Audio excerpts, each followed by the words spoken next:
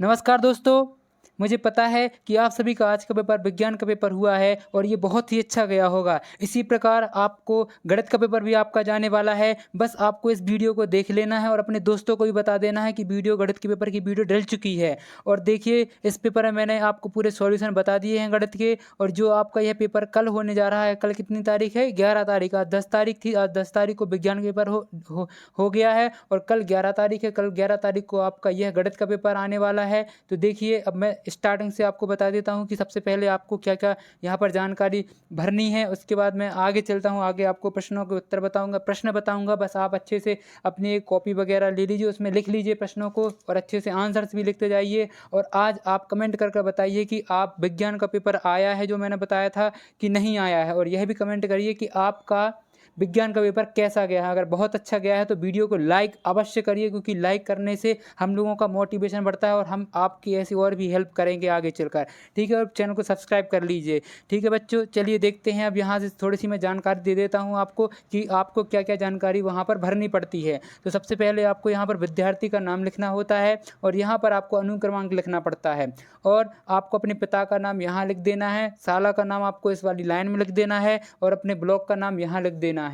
और आपको अपने ज़िले का नाम इधर पे लिख देना है, क्योंकि यहाँ लिखा है जिला, तो यहाँ जिला लिख देना आपका, जो भी जिला लगता हो।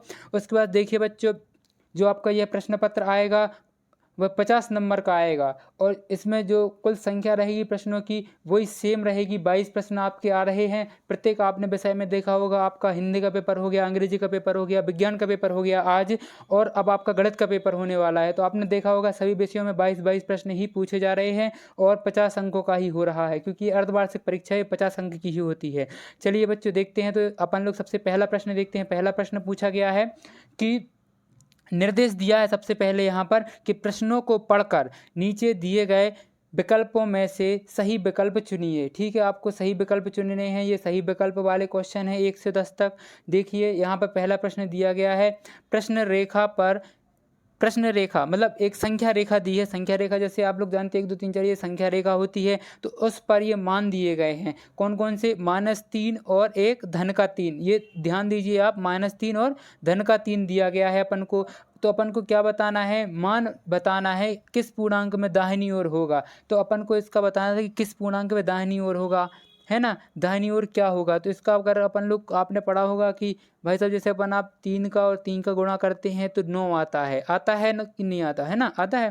तो उसके बाद आपने एक ये चीज़ पढ़ी होगी कि धन ऋण क्या होता है? धन ऋण बराबर ऋण होता है। और धन धन क्या होता है? गुणा की बात कर रहा हूँ मैं। धन धन क्या होता है? धन होता है। ऋण ऋण क्या होता है? धन होता है। और इसमें क्या ऋण और धन क्या होता है? ऋण होता है। असमान चिन्ह क्या? असमान चिन्ह घटते हैं और समान चिन्ह जुड़ते हैं, ये याद रखिए बस आप। तो यहाँ पर ऋण 9 आ जाएगा इसका आंसर। और देखिए यहाँ पर दूसरा प्रश्न पूछा गया है कि परिमेय संख्या -12/20 का न्यूनतम रूप क्या होगा। इसमें आपको न्यूनतम रूप बताना है, मतलब इसको सीधी सी बात आपको काटना है। तो इसको काटना कैसे है? -12 लिखा ऊपर, बटे में अपन ने 20 लिख दिया। उसके बाद ये कैसे कट रही है ये संख्या बताइए आप सभी। 2 से काट दूं मैं? चलो 2 से काट देता हूँ। 2 6 12 और 2 धाम 20, तो कितना आ गया? 6/10। अभी भी ये पूर्णतः न्यूनतम नहीं आई है, तो और भी कट रही है। तो अभी भी कैसे कट रही है? 2 से ही कट रही है। 2 3 6 और 2 पंचे 10। तो इसका उत्तर क्या आ जाएगा अपना? ऋण 3/5, क्योंकि ये ऋण था, यहाँ भी ऋण आएगा, फिर ये भी ऋण आ जाएगा। तो इसका जो लास्ट आंसर अपना बना वो क्या बन गया? 3/5, ऋण का 3/5। ठीक है बच्चों, चलिए अगला प्रश्न देखते हैं। अगला प्रश्न अपन को दिया गया था कि जो ये 3 की घात 8 दी गई है, 3 की घात 8, और इधर पे दिया गया है हमें 3 की घात 8 और 8 के बाहर लिखा है प्रश्न में 4। तो आपको जैसा कि पता होगा कि यहाँ पर क्या आता है, इन दोनों का गुणा कर देते हैं अपन लोग। जो अंदर की संख्या रहती है, जैसे 8 लिखा और ये ब्रैकेट के बाहर 4 लिखा, तो इसमें गुणा कर देते हैं और क्या लिख देते हैं अपन लोग? 3 की घात कितना आ जाएगा? 8 चौके 4 ही है, यहाँ पर क्या था? 8 ही, 8 चौके 32। यहाँ 8 नहीं है दोस्तों, यहाँ पर 6 लिखा है, सॉरी, यहाँ 6 लिखा है। हाँ, यहाँ पर 6 लिखा हुआ है और 6 चौके 24 आ जाएगा। कितना आ जाएगा? 24। ये 24 आंसर इसमें दिया गया है। 8 होता है 8 चौके 32, यहाँ पे आंसर नहीं है किसी में, और 24 है मतलब यहाँ पर 6 लिखा है। ये यहाँ दिख नहीं रहा आपको, परीक्षा में अच्छे रूप से दिखाई देगा, वहाँ पर 6 लिखा हुआ। तो ये देखिए यहाँ पर 6 लिखा है। 6 कितना आ जाएगा? 6 चौके 24, आपका 3 की घात 24, मतलब तीसरा वाला उत्तर आपका सी वाला सही हो जाएगा।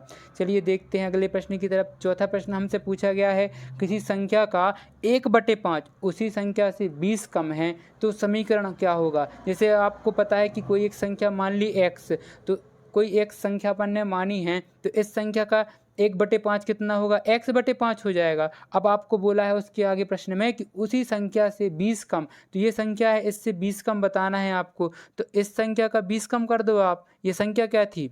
संख्या तो x थी, x से 20 कम मतलब x में से 20 घटा दो, तो अपना क्या आ जाएगा? x/5 बराबर x-2 पहला वाला इसका सही हो जाएगा। इसी प्रकार देखिए 5वां प्रश्न देखते हैं। 5वां प्रश्न पूछा है बहुविकल्पीय में कि 7/20 का प्रतिशत रूप क्या होगा?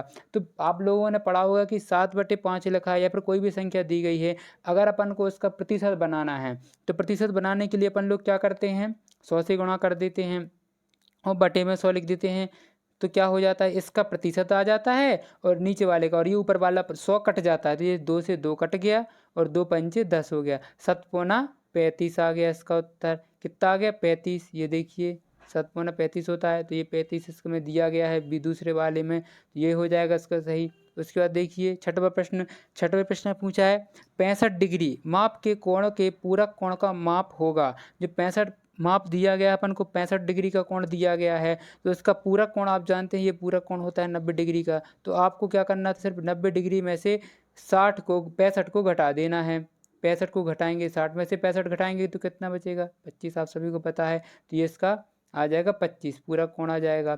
उसके बाद देखिए ये दिया गया है, किसी त्रिभुज के 2 अंतः कोणों का माप 40 और 60 दिया गया है, तो तीसरे अंतः कोण का मान ज्ञात करना है। तो पता है 180 होता है तीनों कोणों का योग, तो अपन को 2 कोणों का दिया है, 2 कोणों को जोड़ेंगे तो 60 और 40 कितना हो गया? 100 हो गया, और अपना बचा कितना? 80, तो 80 इसका तीसरा कोण होगा।